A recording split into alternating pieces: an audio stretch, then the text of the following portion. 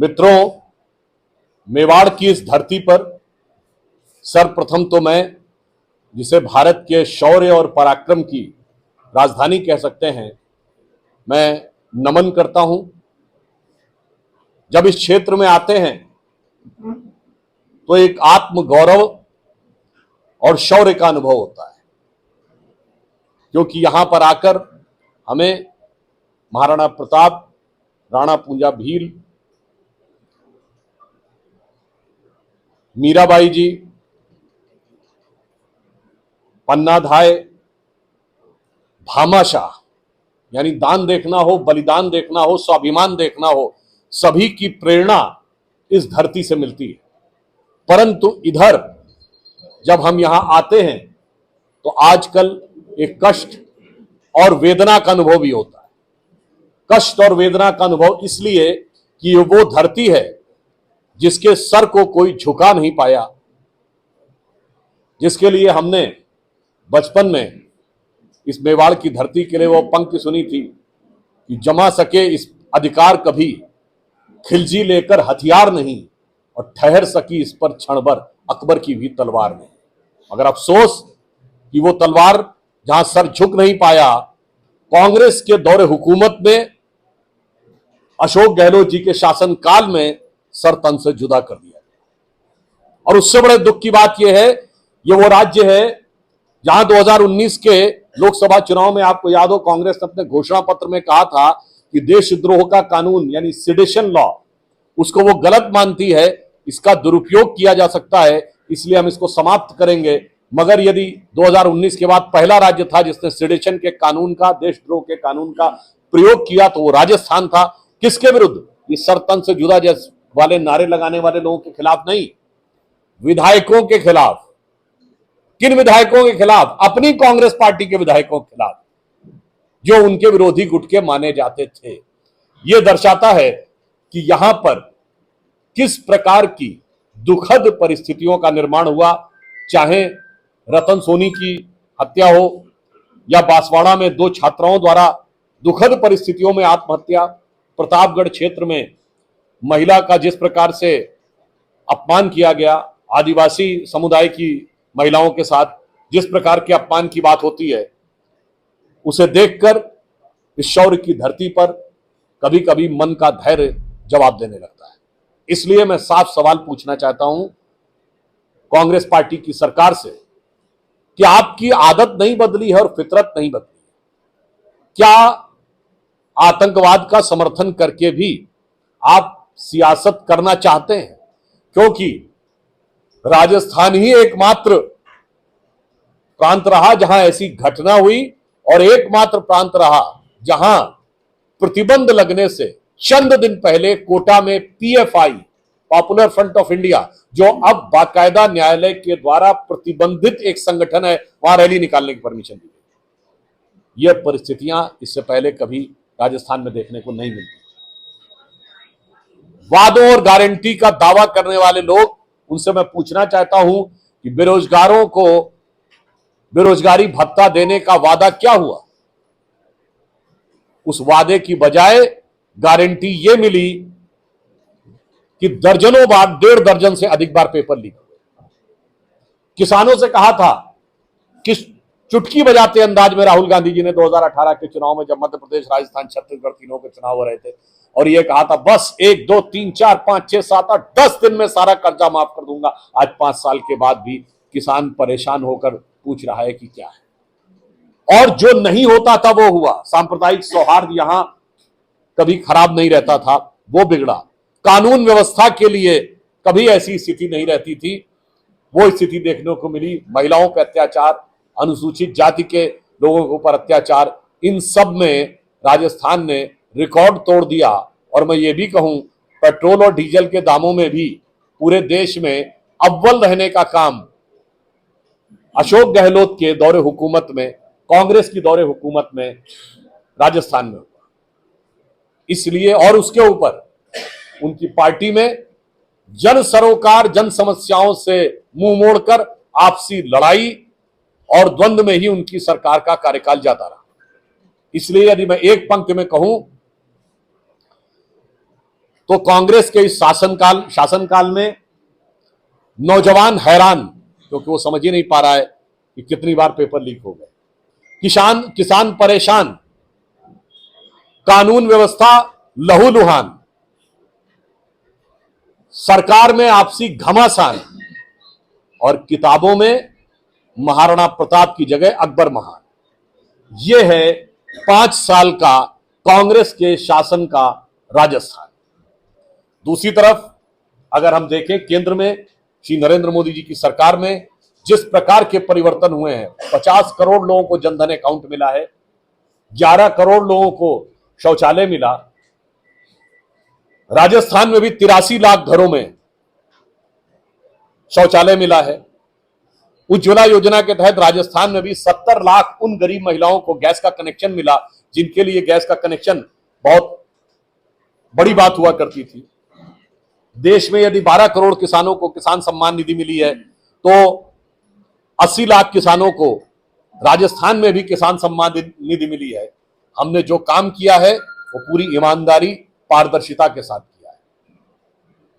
यहां तक कि अगर आप जो ट्राइबल कंपोनेंट है बजट, उसके बजट एलोकेशन को देखेंगे तो इनके जमाने में 2013-14 में वो 20,000 करोड़ था और हमारे टाइम में आते आते 1,20,000 करोड़। जनजातीय क्षेत्रों में हम देखें तो जनजातीय गौरव दिवस स्थापित करने का काम प्रधानमंत्री श्री नरेंद्र मोदी जी की सरकार ने किया और नवंबर के महीने में ही हम उसे गौरव के साथ बनाए। जनजातीय विश्वविद्यालय बनाने का काम हमारी केंद्र सरकार ने किया। पूरे भारत में स्वतंत्रता संग्राम में जनजातीय समुदाय का जो योगदान है, वो उसको स्थापित करने के लिए दर्जनों जगहों के ऊपर जनजातीय म्यूजियम, संग्रहालय बनाए गए, जिसमें उस इतिहास की गौरव गाथाओं को भी संरक्षित किया गया। इसलिए एक तरफ केंद्र में मोदी जी के नेतृत्व में शानदार तरीके से काम करती हुई सरकार, दूसरी तरफ राजस्थान को परेशान, हैरान और लहूलुहान करती हुई अशोक गहलोत जी की सरकार। और अब इससे ज्यादा और क्या हो सकता है बताइए। राजस्थान एक ऐसा राज्य रहा जो अद्भुत है। किसी पॉलिटिकल पार्टी की हिस्ट्री में ऐसा नहीं हुआ होगा कि वो जिसको अपना राष्ट्रीय अध्यक्ष बना रहे थे वो बागी हो गया। मैं अशोक गहलोत जी की बात कर रहा हूं। जहां का मुख्यमंत्री बागी खेमे में माना जाए, प्रदेश अध्यक्ष डोटासरा जी बागी खेमे में माना जाए, विधानसभा अध्यक्ष सीपी जोशी भी बागी खेमे में माने जाए, जहां पर केंद्रीय पर्यवेक्षक के रूप में वो अजय माकन जी की बाइट आपको याद होगी, जो विधायक मिलने नहीं आए, मैं जाकर हाईकमान से शिकायत करूंगा, बड़े बेआबरू होकर तेरे कूचे से हम निकले। ये स्थिति देखने को मिली हो। और अब तो क्या कहा जाए, ये तथाकथित मोहब्बत की दुकान चलाने वालों के दिल में एक दूसरे के लिए क्या मोहब्बत है भाई, मैं नहीं कह रहा हूं। वो वीडियो वायरल हो रहा है जिसमें बकौल कांग्रेस के नेता अशोक गहलोत जिंदाबाद और राहुल गांधी और सोनिया गांधी मुर्दाबाद। अब इसके बाद भी कुछ कहने को रह जाता है। क्या वाद, क्या विवाद, क्या संवाद, क्या प्रमाद। इसीलिए राजस्थान की जनता को इन कष्टों का सामना करना पड़ रहा है। मुझे पूर्ण विश्वास है कि राजस्थान की जनता इन चुनावों में निर्णायक, प्रभावी और प्रचंड जनादेश भारतीय जनता पार्टी के पक्ष में देगी और अशोक गहलोत जी की सरकार से जिस प्रकार के कष्ट मिल रहे हैं उनका निवारण होगा। एक बिंदु मैं और कह देना चाहता हूं, मैं कांग्रेस पार्टी से पूछना चाहता हूं कि राज्यों के चुनावों में आप अंतर्राष्ट्रीय विषयों को क्यों ले आते हैं? कांग्रेस वर्किंग कमेटी फिलिस्तीन के पक्ष में प्रस्ताव पारित करती है, हमास पे मुंह में दही जमा के क्यों बैठ जाती है? हम भी फिलिस्तीन के पक्ष में हैं, परंतु भारत सरकार की स्थापित नीति है 70-75 वर्षों से कि शांतिपूर्ण वार्ता के द्वारा इजराइल के साथ सह अस्तित्व के साथ, मगर आप न वार्ता पे ध्यान है, न शांतिपूर्ण पे ध्यान है, न सह अस्तित्व पे ध्यान है। वहां पर एक दूसरे को बर्बाद करने का विचार है। और उसके बाद मैं पूछना चाहता हूं, ये रशिया यूक्रेन वॉर के ऊपर कभी कांग्रेस वर्किंग कमेटी ने प्रस्ताव पारित किया भाई? बताएं कौन से इंटरनेशनल कॉन्फ्लिक्ट के ऊपर उन्होंने प्रस्ताव पारित किया। उसके बाद प्रियंका गांधी जी का ट्वीट, उसके बाद सोनिया गांधी जी आर्टिकल लिखती हैं अखबारों में। क्रोनोलॉजी देखिए, यानी घटना का कालानुक्रम देखिए। फिर केरल में हमास का एक आतंकवादी रैली को संबोधित कर देता है, और इसके बाद भी केरल से कश्मीर तक सेक्युलरिज्म के सारे सूरमा हमास के मामले पे मौन साधना में हैं और राम मंदिर के मामले में मुखर विरोध में। यानी अब बिल्कुल साफ है कि यह तथाकथित INDIA गठबंधन जो कहता था जुड़ेगा भारत जीतेगा इंडिया, अब साफ लग रहा है इनका नारा है जुड़ेगा कट्टरपंथी जीतेगा हमास। इसलिए मैं उनसे यह भी पूछना चाहता हूं, हमारी नीति बहुत साफ है बतौर भारतीय जनता पार्टी, हमारी नीति बहुत साफ है केंद्र सरकार के रूप में। आप अपनी नीति बताइए, मगर अफसोस क्या है कि आतंकवाद या हो अपराध, हर चीज को सियासत के तराजू पर तौल कर देखा जाता है। यह अपने आप में बहुत दुखद और दुर्भाग्यपूर्ण।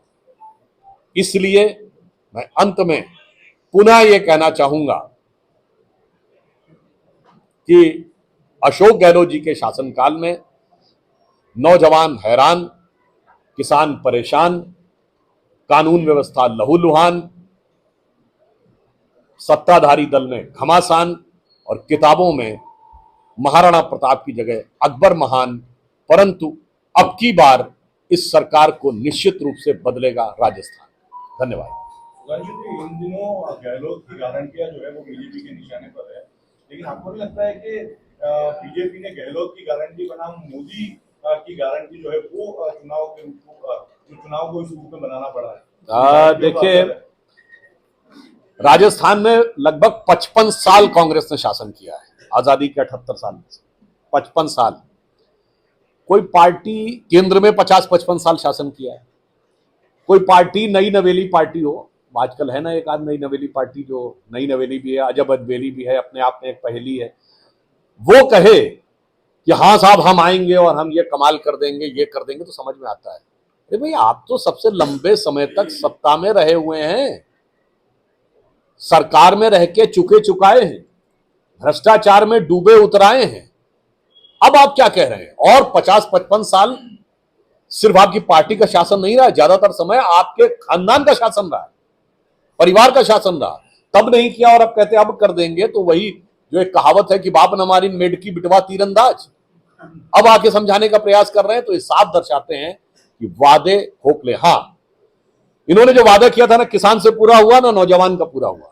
गारंटी किस बात की मिली?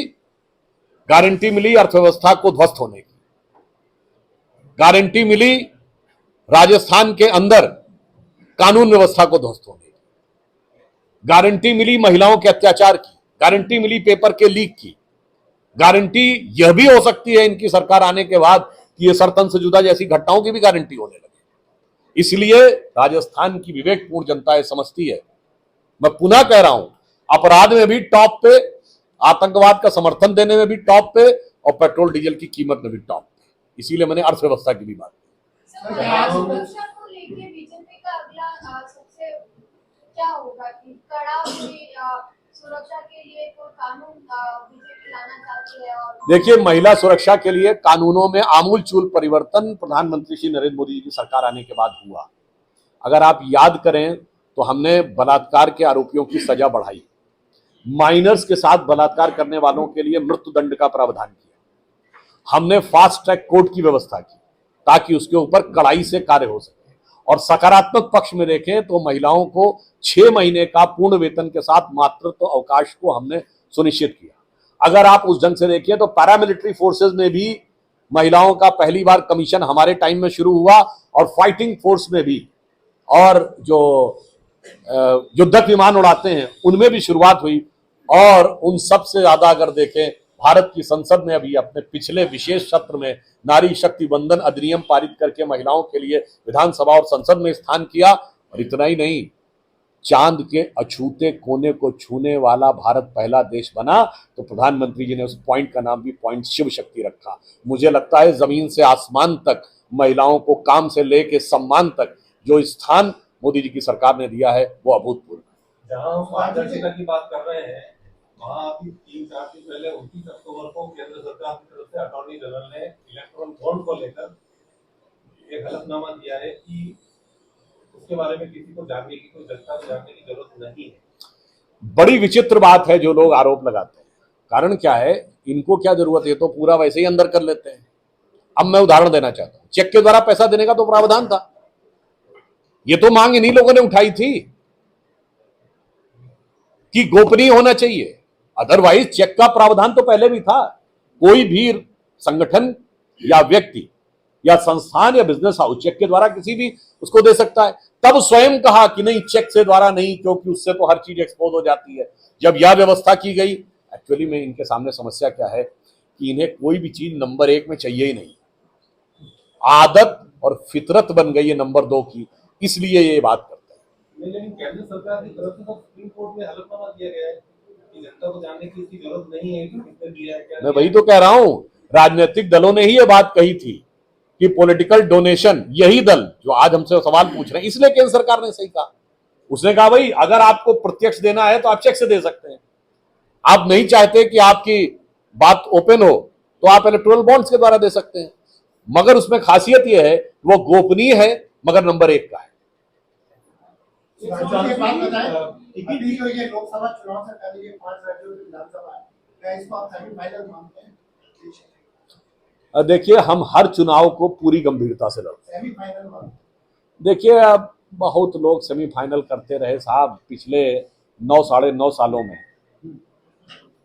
कितने बदलाव आ गए। अभी तो मैं तो ये सिर्फ ये मानता हूं कि हमें और अगला जनादेश 2024 में मिलने वाला है, उसको भी हम सेमीफाइनल ही मानते हैं। क्यों? क्योंकि फाइनल डेस्टिनेशन तो वो है जो प्रधानमंत्री नरेंद्र मोदी जी ने 15 अगस्त को कहा है कि 25 साल का अमृतकाल समाप्त होते होते भारत को नंबर 1 की अर्थव्यवस्था और विकसित अर्थव्यवस्था बनाना है। टिकट वितरण के बाद जिस तरह से बवाल हुआ और उसको लेकर आपको नहीं लगता कि बैकफुट पे बीजेपी आ गई और गौरव मंडल जो यहाँ से चुनाव लड़ रहे वो आरोप लगा रहे कि इस बवाल के कारण जो यहाँ के प्रदेश अध्यक्ष है सीपी जोशी वो अपने क्षेत्र में नहीं जा पा रहे, तो कहीं न कहीं कार्यकर्ता देखिए, एक और है, अगर उदयपुर संभाग की बात करें तो अभी तक कोई भी ब्राह्मण कम्युनिटी से टिकट नहीं दिया गया। एक बड़ा जातीय समीकरण जो है साधने की कोशिश की जाती है, कहीं कहीं विफलता रही बीजेपी की। अब देखिए, जो आपने बात कही, टिकट वितरण के समय कई जगहों पर एक से अधिक प्रत्याशी होते हैं और वो योग्य होते हैं, समर्पित होते हैं, परंतु वो सारी बातें तात्कालिक रूप से भावनात्मक आवेग आ सकता है, परंतु अब सारी चीजें क्रमशः स्थापित, क्योंकि हमारे और कांग्रेस के चरित्र में एक मूलभूत अंतर है। हम विचारधारा प्रेरित कैडर आधारित पार्टी, कांग्रेस सत्ता प्रेरित लीडर आधारित पार्टी, इसलिए वहां पे टकराव अलग है। वहां तो आप देखते हैं। अच्छा ये बताइए, ये 3 राज्यों में रहे, 3 राज्यों में एक जगह बताइए जहां ये 2 में न फंसे रहे। यहां गहलोत जी और पायलट जी, तो वहां कमलनाथ और दिग्विजय सिंह, तो वहां सिंहदेव और भूपेश। मतलब कांग्रेस की तो कुल स्थिति यह है कि चलती चक्की देख के दिया कबीरा रोए, 2 पाटन के बीच में साबुत बचे रहे। अब जहां तक आपने कहा किसी समुदाय को प्रतिनिधित्व देना, हमारी सरकार हमारी पार्टी सरकार सभी समुदायों को बगैर कोई विचार किए हुए ईमानदारी से लाभ पहुंचाती है। पार्टी सभी को सम्मान और स्थान देती। मगर आपने कहा तो मुझे एक बात याद आ गई। देखिए, राजनीति किस प्रकार की है कि एक समुदाय को तो फिलिस्तीन तक जोड़े रहो और दूसरे समुदाय को तरह तरह से तोड़े रहो।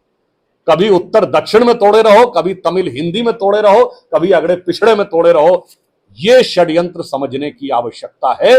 और यह भी हो सकता है कि षड्यंत्र वहां से निकला हो क्योंकि एक कॉन्फ्रेंस हुई थी, बयान नहीं था, इरेडिकेशन ऑफ सनातन धर्म, यानी हिंदी में कहेंगे तो हिंदू धर्म का समूल नाश, और उसके बाद ये बातें हुई हैं। इसलिए जब वो जाति पंथ की बात करते हैं तो उनका दोहरा चरित्र बहुत साफ दिख जाता है। एक सेकंड है ना, कांग्रेस की एक राष्ट्रीय प्रवक्ता उदयपुर आए थे, उन्होंने ये कहा था कि राष्ट्रपति जो द्रौपदी मुर्मू जी है उन्हें अभी भी जातिगत के हिसाब से उन्हें कई मंदिरों में नहीं जाने देते हैं और है ना बीजेपी खुद ही उनका मतलब तिरस्कार कर रही, तो उस पर आप क्या कहना चाहेंगे? देखिए, झूठ की इंतहा होती है। वास्तविकता यह थी, पहली बात, राष्ट्रपति द्रौपदी मुर्मू जी के बारे में विरोध करने वाले, उनके पहले अभिभाषण का बहिष्कार करने वाले, उसके बाद उनके लिए राष्ट्रपत्नी जैसे आपत्तिजनक शब्द का प्रयोग करने वाले, उसके बाद उस पर निर्लज्जता से अड़े रहने वाले, कहते मैं हिंदी भाषी नहीं इसलिए नहीं पता। अरे भाई ये बताइए, सोनिया गांधी जी तो इटालियन भाषी हैं, उनसे आज तक ऐसी गलती नहीं हुई कि पति पत्नी का मतलब क्या होता है, और आप कह रहे हैं कि नहीं है, ये आपके मन की भावना है। हाँ, जो घटना थी उसको मैं स्पेसिफाई कर दूं। क्या होता है कि जो जगन्नाथ मंदिर के अंदर है, जिस दिन रथ यात्रा निकलती है उस दिन किसी को भी अंदर जाने का अधिकार सिर्फ एक दिन के लिए होता है, बाकी सब जगह लोग बाहर से ही दर्शन करते हैं। तो इसलिए रथ यात्रा वाले दिन जो वहां उपस्थित थे, जिसमें धर्मेंद्र प्रधान जी थे, अश्विनी वैष्णव जी थे, वो रथ यात्रा के हेतु से गए थे, इसलिए वो वहां पे थे जहां से विग्रह निकाले जाते, और बाकी दिन वो होता है। इसीलिए मैं कह रहा हूं झूठ और प्रपंच का साम्राज्य। वैसे मुझे आपने कहा तो याद आ गया, माननीय उपराष्ट्रपति आते हैं तो सिर्फ राजस्थान ही एक राज्य है जहां के मुख्यमंत्री प्रोटोकॉल में उनको रिसीव करने नहीं जाते हैं, जबकि उपराष्ट्रपति राजस्थान से हैं। हर जगह राज्य सरकार जो प्रोटोकॉल देती है, जो व्यवस्था में लोग रहते हैं, उससे भी कम रहते हैं, और मुख्यमंत्री कभी मिलने नहीं गए। जबकि मैं एक और बात कह दूं, ये एक सुखद संयोग है कि भारतीय जनता पार्टी ने वो स्थिति बनाई है कि दोनों सदनों का संचालन राजस्थान की धरती के लोग कर रहे हैं, लोकसभा और राज्यसभा। अतः मुझे पूर्ण विश्वास है कि अब विधानसभा का भी संचालन इस बार भारतीय जनता पार्टी का कोई व्यक्ति राजस्थान में करेगा। समाजवादी पार्टी आप कह रहे हैं कि कांग्रेस के नेताओं में द्वंद्व चलता रहा, अभी बीजेपी के नेताओं में द्वंद्व नहीं चल रहा प्रदेश में? देखिए, कांग्रेस के नेताओं में द्वंद्व नहीं चलता है, वहां दनादन चलता है, और आज से नहीं चल रहा है। अरे जब सत्ता से बाहर होता है तब चलता है। और देखिए, आप दोनों के डायमेंशन को समझिए।